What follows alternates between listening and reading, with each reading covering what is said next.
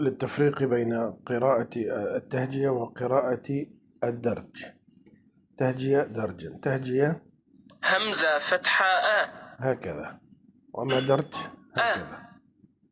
ب ت س ج ح.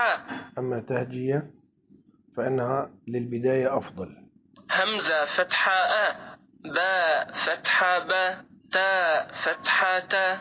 مثلا تبدأ مع الطفل قاف فتحة قا دال كسرة دي قدي را فتحة را قدي را.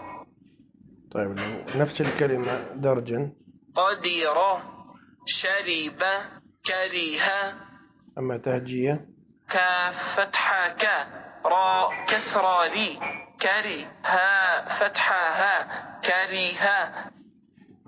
السلام عليكم ورحمة الله.